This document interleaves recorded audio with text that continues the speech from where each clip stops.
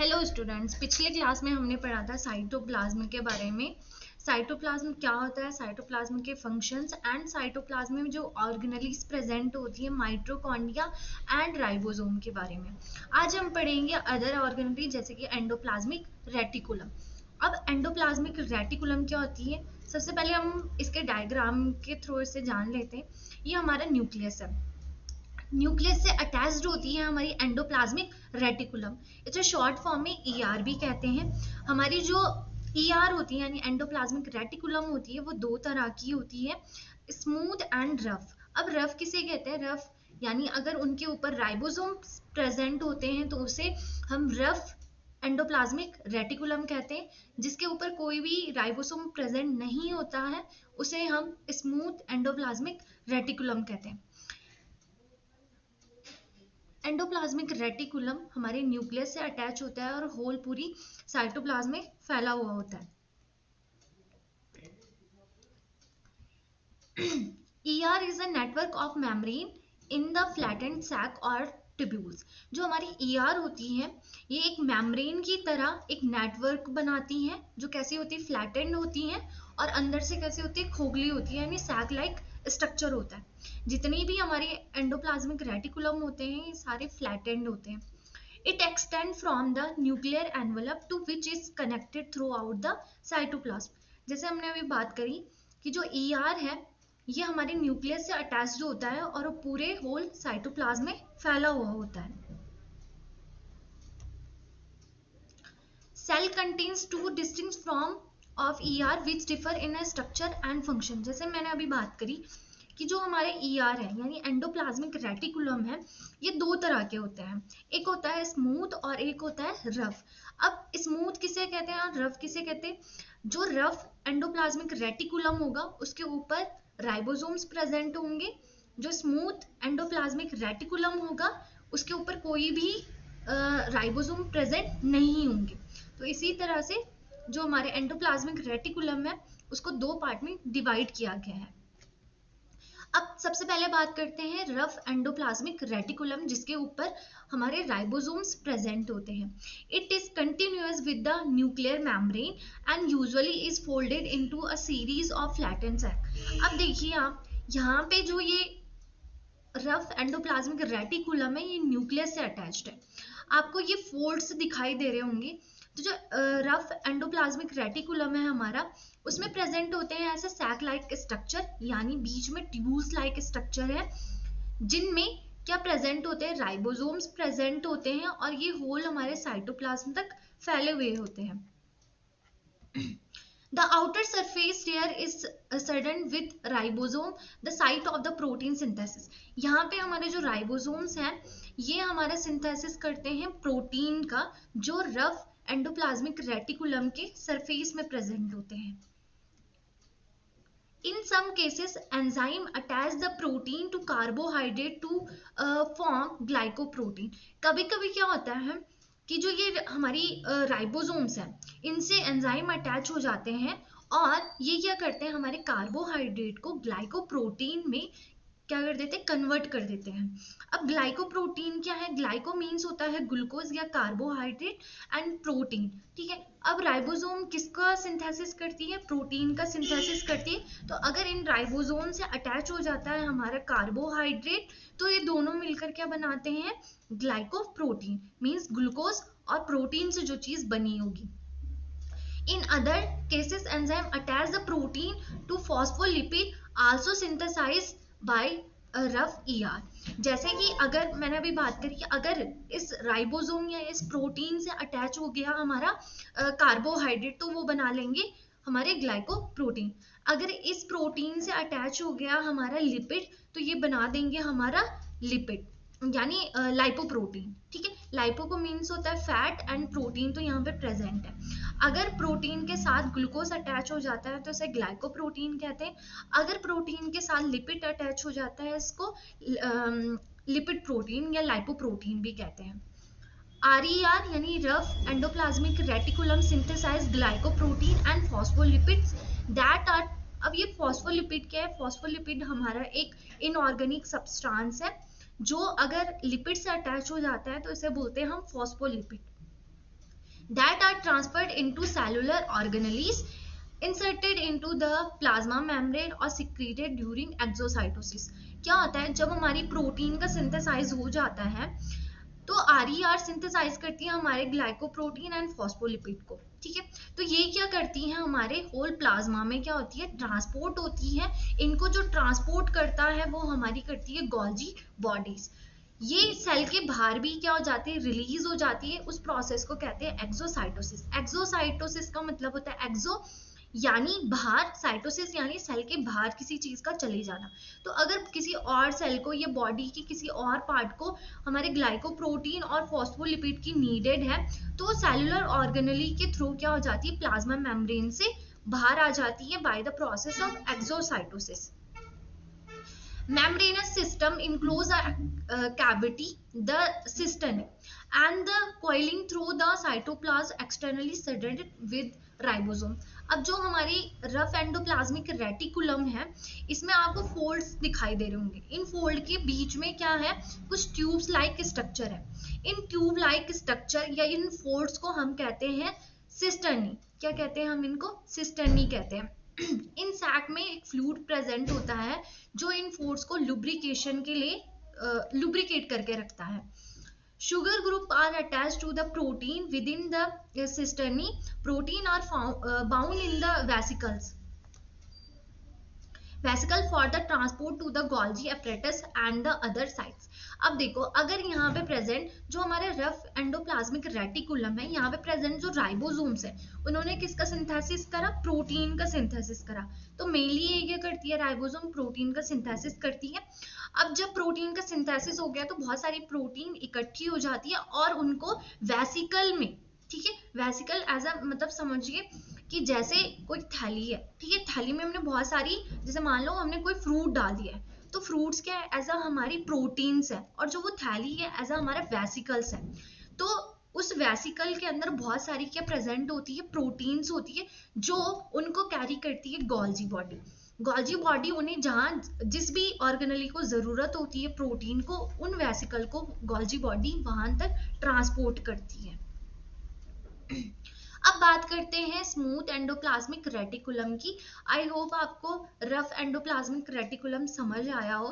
Smooth endoplasmic reticulum क्या होता है, ये जो ER का दूसरा पार्ट है, membranous system of the sac and the tubules free of the ribosome.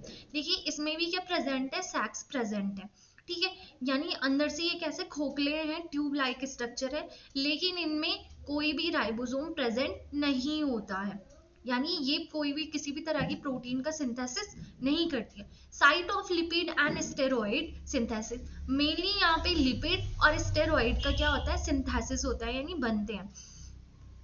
Steroid क्या होता है, हमारा कोलेस्ट्रॉल होता है as a form of fat की, ठीक है, फैट की फॉर्म होती है, लिपिड की फॉर्म होती है हमारी कोलेस्ट्रॉल। जो 70% कोलेस्ट्रॉल है वो हमारी बॉडी खुद बनाती है। तो उनमें से एक हमारा स्मूथ एंडोप्लाज्मिक रेटिकुलम है जो कोलेस्ट्रॉल का सिंथेसिस करता है। Lipid metabolism and drug detoxification, साथ में ये लिपिड का मेटाबॉलिज्म करवाती है। मेटाबॉलिज्म मींस कि जो लिपिड है हमारी ग्लूकोज की फॉर्म में उसे कन्वर्ट कर देगा एज अ फैटी एसिड की, यानी अगर बॉडी में ब्लड में ज्यादा फैटी एसिड हो गया है तो उसको स्टोर कर देंगी cell as a form of glucose. Then जब भी नीड होगी बॉडी को तो बॉडी क्या करेगी, इस ग्लाइकोजन को कन्वर्ट कर देगी फैटी एसिड्स में। साथ में ड्रग्स का डिटॉक्सिफिकेशन करती है। डिटॉक्सिफिकेशन का मतलब है कि बॉडी से क्या करना, बाहर निकालना। तो जो हमारी स्मूथ एंडोप्लाज्मिक रेटिकुलम है ये क्या कर रही है कि जो भी, अगर मान लो हमने कोई भी ड्रग्स खाए, कोई भी मेडिसिन खाई है, वो एक टाइम तक ही हमारी बॉडी में रहेगी। अदरवाइज ये सेल क्या करती है, उनको अपने यानी सेल के अंदर जो भी ड्रग्स के पार्टिकल या मॉलिक्यूल्स प्रेजेंट है उनको क्या करवाती है, एक्सोसाइटोसिस यानी सेल के बाहर निकालने का काम करती है। यानी डिटॉक्सिफिकेशन का भी मतलब ये भी होता है कि क्लियरेंस, यानी जो ब्लड है, ब्लड को क्या करना, प्योर करके रखना, फिल्टर्ड करके रखना। आई होप आपको स्मूथ एंडोप्लाज्मिक रेटिकुलम समझ आया। तो स्मूथ एंडोप्लाज्मिक रेटिकुलम क्या है, एक ट्यूब्यूल्स लाइक स्ट्रक्चर है, जैसे हमारा रफ एंडोप्लाज्मिक रेटिकुलम था सेम, लेकिन हमारे जो रफ एंडोप्लाज्मिक रेटिकुलम है उसमें राइबोसोम्स प्रेजेंट है, जबकि स्मूथ एंडोप्लाज्मिक रेटिकुलम में कोई भी राइबोसोम प्रेजेंट नहीं है। तो स्मूथ एंडोप्लाज्मिक कोई भी प्रोटीन का सिंथेसिस नहीं करती है, लेकिन ये सिंथेसिस करती है हमारे लिपिड एंड स्टेरॉइड का। जबकि हमारा रफ एंडोप्लाज्मिक रेटिकुलम है, ये मेनली किसका सिंथेसाइज करता है, हमारी प्रोटीन्स का। जो स्मूथ एंडोप्लाज्मिक रेटिकुलम है, ये मेनली मेटाबोलाइज करता है हमारे ड्रग्स के डिटॉक्सिफिकेशन को, साथ में ये क्या कर रहा है, लिपिड का मेटाबोलाइज्म भी करवा रहा है। अब बात करते हैं नेक्स्ट ऑर्गेनेली, जिसे हम कहते हैं गोल्जी एपरेटस। अब मान लो, अब गोल्जी एपरेटस क्या है कि जो राइबोसोम है उसने जितनी भी प्रोटीन का सिंथेसिस करा है उसे ट्रांसपोर्ट करेगा कौन, गोल्जी एपरेटस। ठीक है, अब गोल्जी मतलब जो भी राइबोसोम है उसने प्रोटीन को बनाया, वेसिकल में वो क्या हुआ, पैक हुआ। वेसिकल मतलब एक समझ लो एक पैकेट में उन सारी प्रोटीन्स को क्या कर दिया, पैक कर दिया। अब गोल्जी एपरेटस क्या करेगा, जिस भी चीज को, यानी मान लो माइटोकॉन्ड्रिया को अगर प्रोटीन चाहिए तो गोल्जी एपरेटस क्या करेगा, उसे माइटोकॉन्ड्रिया तक क्या करेगा, ट्रांसपोर्ट करेगा। Most of the protein synthesised by the ribosome. जितनी भी प्रोटीन्स हैं, सबसे ज्यादा प्रोटीन जो सिंथेसाइज करता है वो हमारा राइबोसोम्स है। राइबोसोम हमारे माइटोकॉन्ड्रिया में भी प्रेजेंट होता है, फ्रीली होता है हमारे साइटोप्लाज्म में भी, और एंडोप्लाज्मिक रेटिकुलम में भी प्रेजेंट होता है। Attach to the rough ER, जो राइबोसोम होता है वो ईआर के ऊपर भी क्या होता है, अटैच्ड होता है। Are ultimately transported to other region of the cell. जो क्या करता है, जो हमारा रफ एंडोप्लाज्मिक रेटिकुलम है वहाँ पे राइबोसोम्स प्रेजेंट होते हैं, वो प्रोटीन का सिंथेसिस करते हैं और अदर जगह तक, अदर रीजन या अदर सेल के ऑर्गेनेली तक पहुंचाने का काम करते हैं। It consist of stack of closely folded flattened membrane sac. ये देखिए, ये भी कुछ ईआर की तरह ही होता है, ये रहा इस तरह के फोल्ड्स होते हैं प्रेजेंट। यहाँ पे क्या होता है, जैसे ट्रांसपोर्ट वेसिकल ईआर। अब ईआर ने क्या करा, वेसिकल, यानी वेसिकल के अंदर क्या है, बहुत सारी प्रोटीन्स प्रेजेंट है। ठीक है, वेसिकल ने किसको दिया, ये हमारे गोल्जी एपरेटस को दिया। गोल्जी एपरेटस ने इन्हें क्या करा, transport vesicle from the trans face. ठीक है, अब ये वेसिकल में, ये भी क्या करेगा, इन्हें वेसिकल में पैक करेगा और जिस भी सेल को चाहिए उनको ट्रांसपोर्ट कर देगा। अब देखो बहुत सारे ये वेसिकल्स है, इनमें क्या है, छोटे छोटे व्हाइट कलर के आपको कुछ चीज दिखाई दे रही है, तो ये क्या है, हमारी प्रोटीन्स है। ये वो प्रोटीन्स है जो किसने बनाई है, हमारे राइबोसोम्स ने बनाई है। तो जो हमारे गोल्जी एपरेटस होता है वो क्या होता है, मेम्ब्रेनस सैक होता है। सैक मतलब एक ट्यूब लाइक स्ट्रक्चर है। It is present in all cell but is large in the present in all cell but in large in those that synthesise and export protein. ठीक है, अब देखिए ये ना ऑलमोस्ट सभी सेल में प्रेजेंट होता है गोल्जी एपरेटस, लेकिन उन सेल में ज्यादा प्रेजेंट होता है गोल्जी एपरेटस जो सेल क्या करती हैं, प्रोटीन का सिंथेसाइज ज़्यादा करती है और प्रोटीन को एक्सपोर्ट भी ज़्यादा करती है, यानी ट्रांसपोर्ट करने का जिनका बहुत ज़्यादा काम है।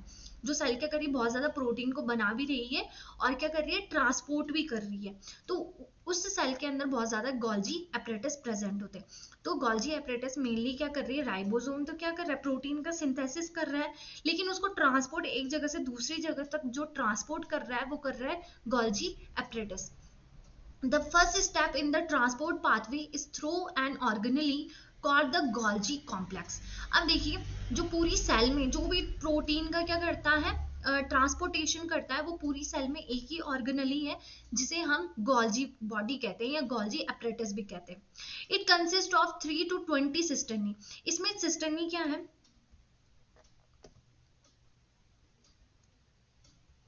सिस्टर्नी इन्हें बोला गया।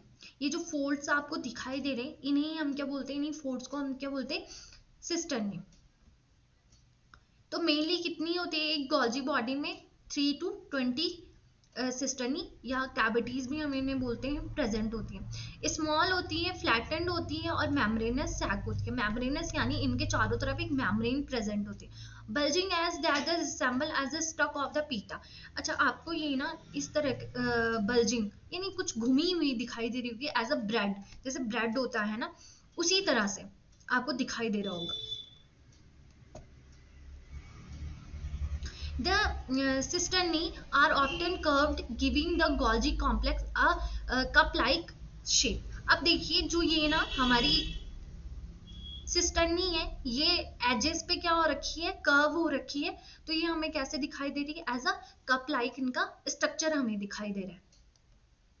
The protein move from the ER to the Golgi apparatus where they are packed into a membrane bound vesicles. अब देखो जो भी प्रोटीन आई है, अब देखो ये ट्रांसपोर्ट हुआ है वेसिकल, मतलब ER ने क्या बनाया, उसके राइबोसोम ने क्या बनाया, प्रोटीन बनाया. आपके रफ एंडोप्लाज्मिक रेटिकुलम ने क्या करा, उसे एज ए किसकी फॉर्म में कर दिया, वेसिकल, यानी उसके बाहर से एक कवरिंग लगा दी ताकि प्रोटीन इधर उधर मतलब स्प्रेड ना हो जाए, तो उनके बाहर से एक वेसिकल डाल दिया. अब वो गोल्जी अपरेटस के पास गए, गोल्जी अपरेटस ने एक और कवरिंग करी ताकि प्रोटीन क्या ना हो, मूव ना हो, तो उन्हें कहेंगे हम क्या, वेसिकल. ठीक है, तो एक और क्या कर दी उन्होंने, पैकेजिंग कर दी, किसने, गोल्जी अपरेटस ने. The vesicle are store and when needed. अब हमारे गोल्जी अपरेटस क्या करता है, इनको स्टोर कर लेता है, जितनी भी प्रोटीन है उनको स्टोर कर लेता है. अब अगर मान लो किसी को भी प्रोटीन चाहिए, तो मान लो माइटोकॉन्ड्रिया को क्या चाहिए, प्रोटीन चाहिए, तो किससे आके मांगेगी, वो मांगेगी गोल्जी. गोल्जी अपरेटस को इम्पल्स देगी, स्टिमुलेट करेगी कि क्या चाहिए, मुझे प्रोटीन चाहिए. देन हमारा गोल्जी अपरेटस क्या करेगा, जो भी उसमें स्टोर प्रोटीन है उसको वेसिकल की फॉर्म में जो स्टोर है उसे ट्रांसपोर्ट करके आएगा माइटोकॉन्ड्रिया तक.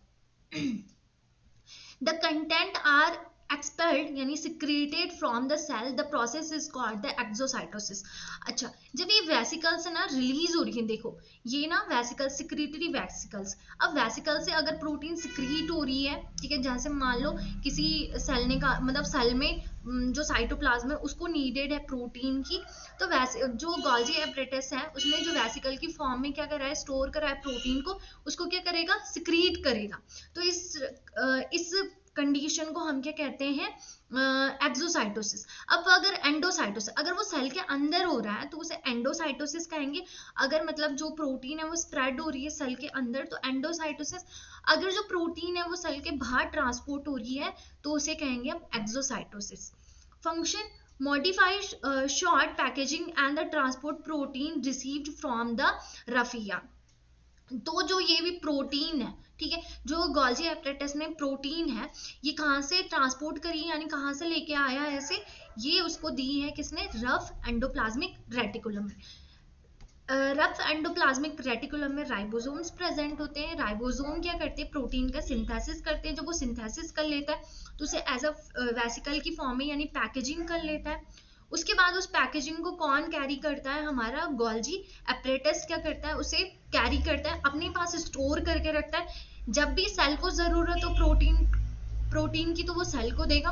अगर सेल के बाहर किसी को जरूरत है प्रोटीन को तो एज अ प्रोसेस एक्सोसाइटोसिस के थ्रू प्रोटीन को ट्रांसपोर्ट करेगा. आई होप आपको एंडोप्लाज्म, रफ एंडोप्लाज्मिक रेटिकुलम और स्मूथ एंडोप्लाज्मिक रेटिकुलम समझ आया हो. उसी से रिलेटेड है हमारा गोल्जी अपरेटस. तो जो भी ये रफ एंडोप्लाज्मिक रेटिकुलम क्या कर रहा है, प्रोटीन बना रहा है, उसे कौन ट्रांसपोर्ट कर रहा है और स्टोर कर रहा है, हमारा गोल्जी अपरेटस.